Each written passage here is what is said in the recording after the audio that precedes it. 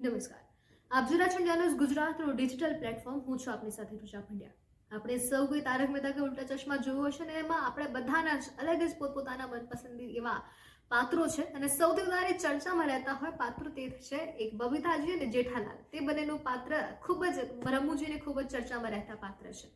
હવે બબીતાજી એટલે કે મુનમુન દત્તાની આજે આપણે વાત કરવાની છે. મુનમુન દત્તા અને ફરાહ ખાને ખૂબ જ સરસ મજાનો એક બ્લોગ બનાવ્યો છે. તેવા તે બંને કુકિંગ કરી રહ્યા છે.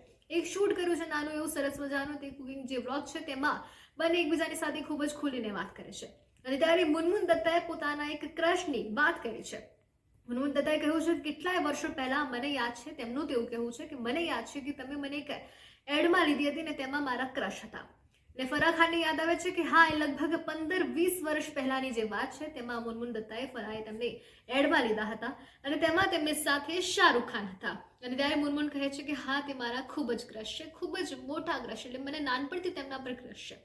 અને આ વાતને લઈને ફરાહ તેમને ચીડવે છે. ફરાહ કહે છે કે તે એડમાં તારી સિવાય બીજી 2 છોકરીઓ એટલે ટોટલ 3 છોકરી હતી ને સાથે શાહરૂખ હતા.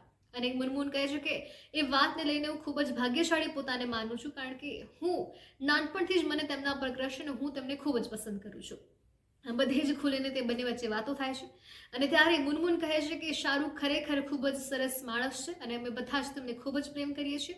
જ્યારે શાહરૂખ અમારા તારક મહેતા કા ઉલ્ટા ચશ્માના શૂટ પર આવ્યા હતા તેમને પણ ખૂબ જ સરસ મજાની ખૂબ જ પ્રેમથી એકદમ પ્રેમાળ ભાવમાં મારી બધા સાથે વાત કરી હતી. અને આ બધી જ વાતો તે બંને કરે છે. અને ફરાહ તે પણ તેમને યાદ કરાવે છે કે મેં તને એડમાં ત્યારે લીધી હતી જ્યારે તારક મહેતા કા ઉલ્ટા ચશ્મા શરૂ પણ નહોતું થયું. આ બધી ખૂબ જ સરસ મજાની વાતો તે બંને કરતા હોય છે. એકબીજાની ખુલીને એકબીજાને હેરાન પણ કરે છે, ચીડવે પણ છે. આપે તે વસ્તુ જોઈ કે કેમ અમને ચોક્કસ જણાવશો. ખૂબ ખૂબ આભાર.